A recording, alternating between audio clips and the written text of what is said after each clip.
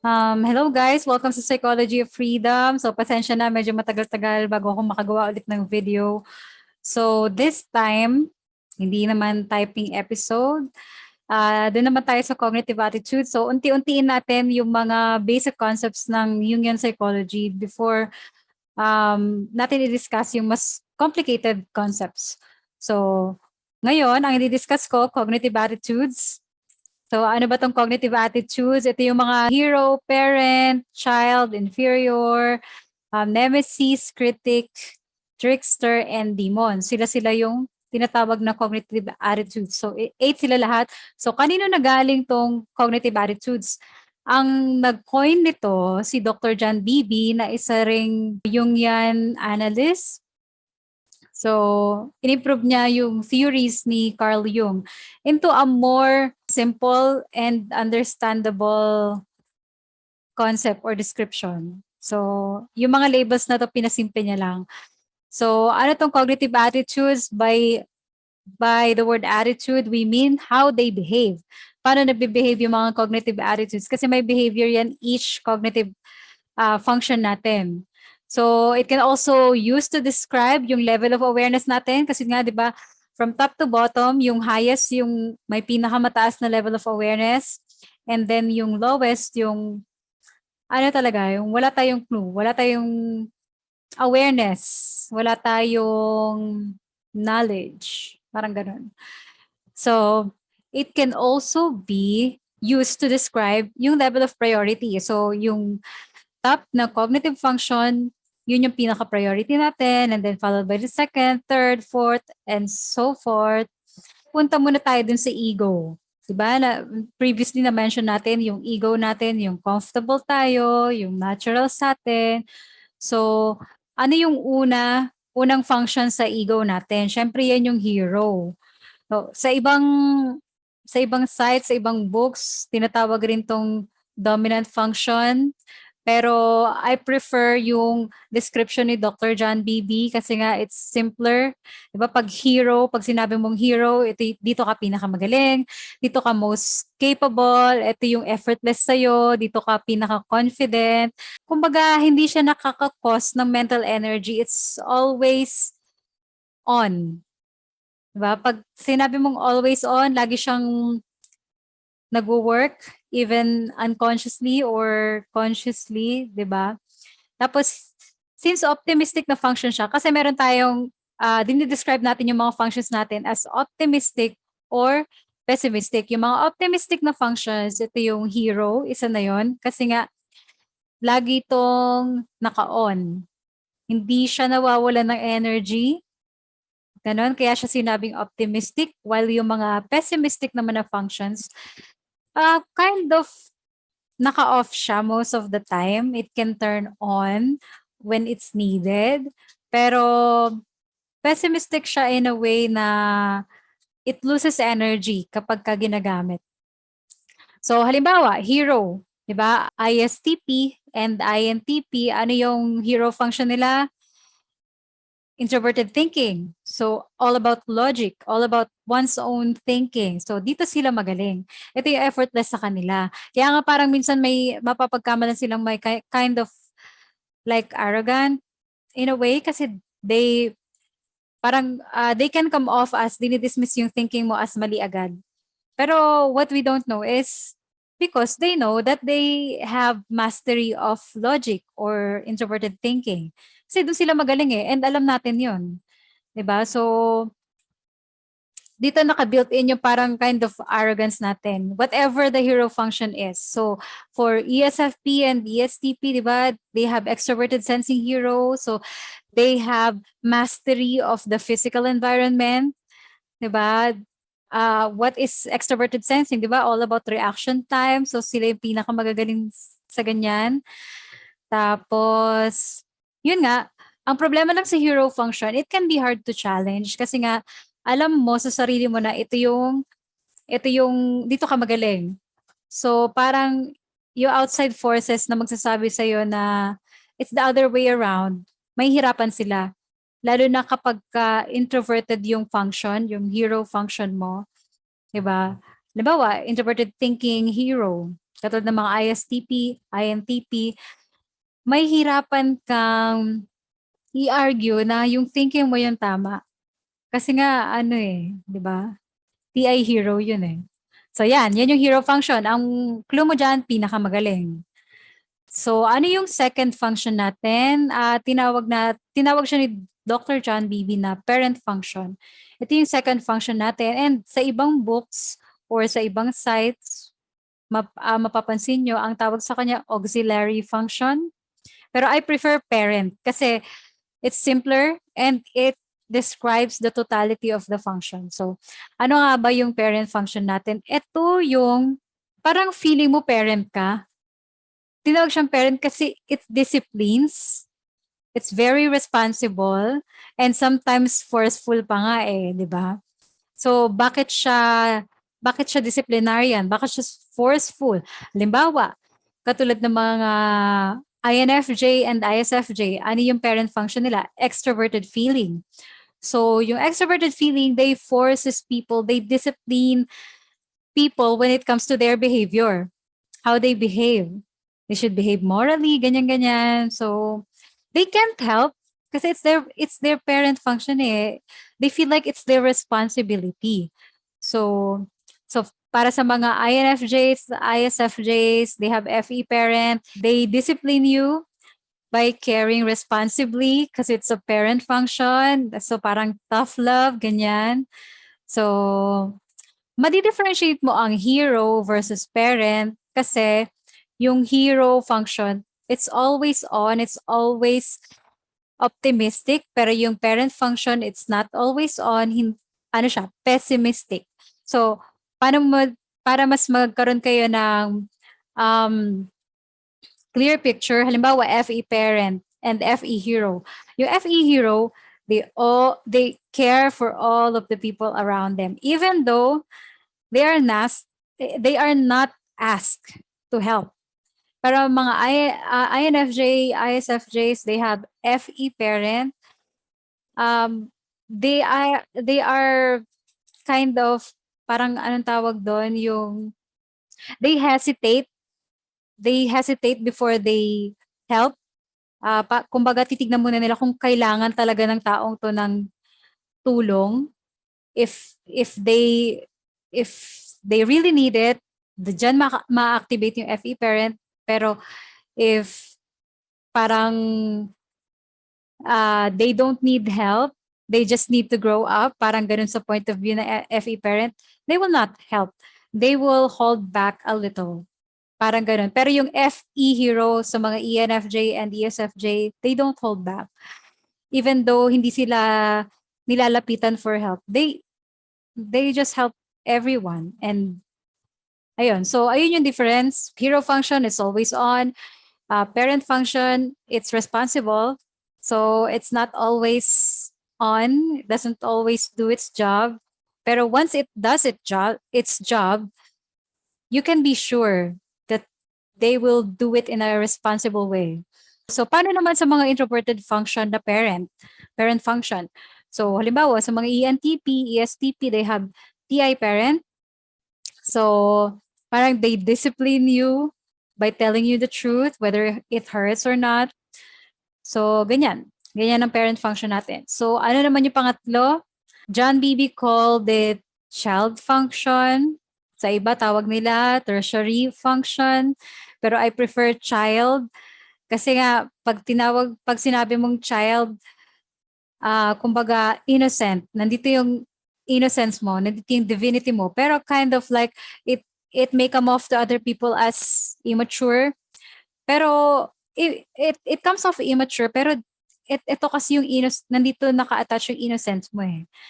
So, paano pag bata, di ba? Infinite energy yan. So, very optimistic. It's always on, just like the hero function.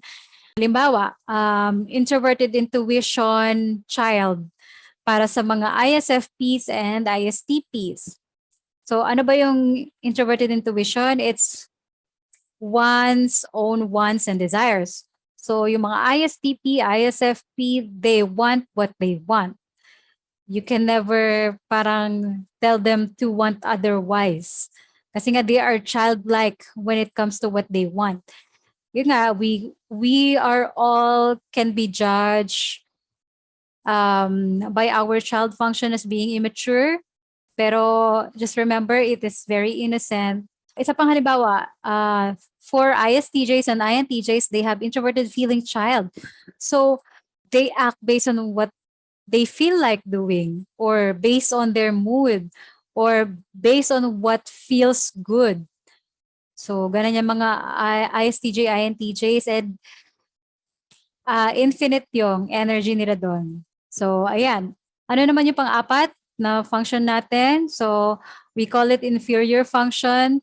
Sometimes tinatawag din to ni John Beebe na infant. Bakit siya tinawag na inferior function? Kasi andito yung inferiority complex mo. So ano yung inferiority complex? Nandito yung insecurity mo, 'di ba? So bakit siya tinawag na infant? Kasi dito ka pinaka-sensitive, dito ka defenseless. So you protect it the most kasi nga this is your infant, 'di ba? Ano ba yung pinaka-protective tayo? Syempre, yung infant. Hindi natin kailangan protektahan yung hero, hindi natin kailangan protektahan yung parent or yung child a little bit, but yung infant is where we need the most protection. So kapag natira tayo sa inferior function natin, we can get violent. Kasi nga, ito yung function na pag natira sa atin, very painful. Kaya nga we fear this eh. Nandito yung fears natin. Kasi nga it is the most painful. So, syempre, just like the parent, it is also pessimistic. Hindi siya laging naka-on. So, for example, ang mga ESFJ and ENFJ, meron silang introverted thinking inferior. So, pag sinabi mong dumb sila, hindi sila magaling mag-isip, or ganun, na hindi sila matalino, ganyan, they can develop hatred towards you or magkaroon sila ng violent reaction, ganyan. Kasi nga, ito yung fear natin eh. Parang kumbaga, ang daling makatrigger ng emotional response kapag ka natira mo yung inferior function. Kasi once ito yung na-trigger mo, hindi na tayo nag-iisip. Hindi na tayo nag-iisip. Puro emotions na lang yung gagana sa atin. Isa pang halimbawa, INFPs and ISFPs, pag tinira mo yung reputation nila, they will be hurt the most. So, ayan, pag sinabi natin inferior, infant, most sensitive, most pain, and insecurity, fear, yan yung mga pwede nyo tandaan. So, let's go naman dun sa unconscious. So, dito sa unconscious part ng mind natin, kaya nga sinabi unconscious hindi ka masyadong aware or hindi ka aware. So, naturally, pessimistic yan. Tapos, yung mind mo na-exhaust every time you use those cognitive functions. Ayan. So, ano naman yung pang-fifth na function natin? Tinatawag yan ni Dr. John Beebe na nemesis function. Bakit siya tinawag na nemesis? Kasi nandito yung worries natin, kind of like parang kontrabida siya, villain. Kasi nga, parang hino-hold back niya yung hero sometimes. So, halimbawa, yung ISTJ and ISFJs, meron silang extroverted sensing nemesis. So, itong mga ISTJs and ISFJs, they always worry about the comfort and the experiences of other people. Kaya sometimes na-hold back yung hero, introverted sensing hero nila na parang na-distract sila na napupunta yung attention nila sa nemesis function nila. So, ganun, di ba? Since nga ang ISTJ and ISFJs, they have introverted sensing hero, they're very good with making themselves comfortable. So, quite naturally, nag-worry sila sa experiences and comfort ng ibang tao. So, isa pang halimbawa, INFJ and INTJ, they have extroverted intuition nemesis. So, they always worry about the future of other people, of what might happen, ganyan. So, kumbaga, inaalis yung attention nila sa introverted intuition, yung sa sarili nilang future, because they worry about the future of other people. So, nemesis function can be an obstacle to the hero, pero we need our nemesis function to strengthen the hero. Kumbaga, it validates the existence of the hero, di ba? Kung walang kontrabida, wala ding bida, di ba? Na hero. So, kind of like a problem siya na needs to be solved by the hero. So, parang gano'n. Doon naman tayo sa sixth function natin, which is tinawag ni Dr. John Dewey na critic. Kasi, bakit niya tinawag doon na critic? Kasi ito yung lagi natin kinikriticize. Kumbaga parang binabash natin. Halimbawa, yung ISTJs and INFJ, kinikriticize nila yung introverted thinking critic nila. They criticize that they are not smart enough, parang they can't rely on their thinking, feeling like they're dumb. That's why they make a lot of research. Isa pang halimbawa, yung ENTJs, ENFJs, they criticize the future of other people kasi nga they have extroverted intuition critic na parang inisip nila napapariwara na yung ibang tao, ganyan. Pero ang hindi natin alam, dito nag-i-exist yung hypocrisy natin.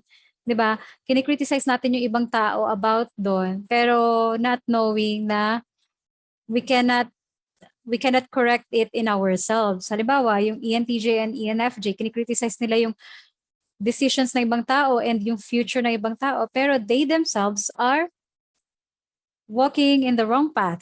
Parang ganon. So, ganon yung hypocrisy na napapakita nitong critic function.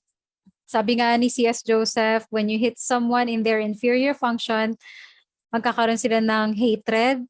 Pero if you hit someone in their critic function, magkakaroon pa rin ng emotional response, magagalit pa rin ang mga tao, pero it will listen.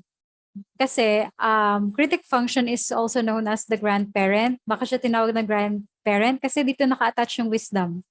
Dito ka merong wisdom, dito ka merong wise decision making. So how about yung seventh function natin? We have the trickster function. Una, hindi ko to masyadong maintindihan, trickster function. Pero kasi tricky siya. You don't know whether it's this or that. So let me explain. Halimbawa, ang mga INFJs and ISFJs, meron silang extroverted thinking, trickster. Ano yung extroverted thinking? It's what other people think. They can believe anything na sasabihin sa kanila. Kaya it's very tricky kasi wala silang clue. Itong trickster function natin, it's also known as our blind spots. Kaya we feel like we know it, but we don't. We feel like aware tayo pero hindi. Wala tayong clue.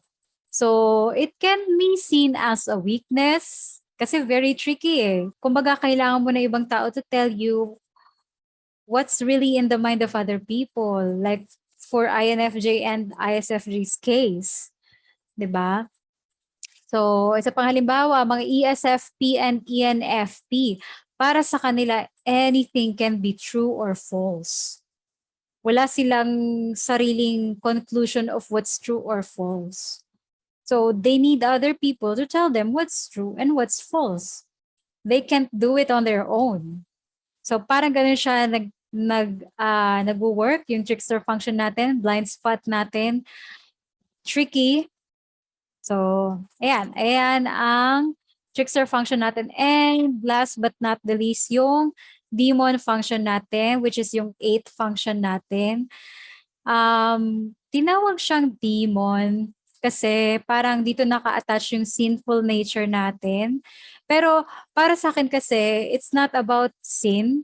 We are just really not aware of this function. Kaya we don't care. We're not aware di ba? So, it's just because of lack of awareness, but it's not really sinful. So, di ba, dun sa trickster function, may pakika pa.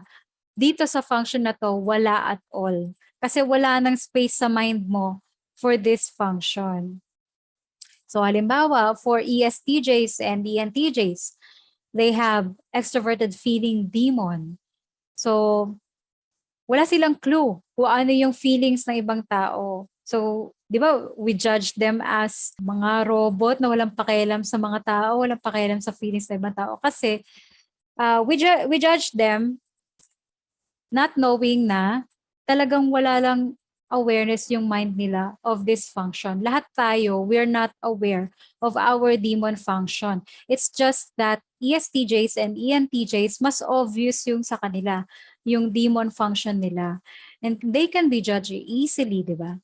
So halimbawa, isa pang demon function for ENFPs and ENTPs, they have extroverted sensing demon. Wala silang pakialam of how they come off or ano yung pinapa-experience nila sa'yo. So, hindi naman sa consciously na wala silang pakialam. It's just that walang awareness na yung mind nila for this. Pinaka-sensitive talaga sa atin na part is yung inferior function nga natin, di ba? Kasi it's an infant. Pero once na na-ignore si infant, hindi siya naprotektahan, it suffered, it was hurt, it can go straight to the demon function. Bakit na-activate yung demon function? It's really just for self-preservation. It's not really a bad thing, in my opinion. Pero pag natamaan kasi yung inferior mo, you have no choice but to activate the demon function to somehow survive, or it's your attempt at self-preservation. Yun nga lang, may collateral damage. Kasi nga kaya nga siya tinawag na demon eh. Diba? May collateral damage. Halimbawa, yung kay Naruto, diba? Meron siyang QB. Para siyang ano eh, ano tawag doon? Metaphor of an archetype na pag lumabas yung demon function, you can't help, you can't control, you can't tame it, but it's just there to destroy. May collateral damage, but it's just for self-preservation.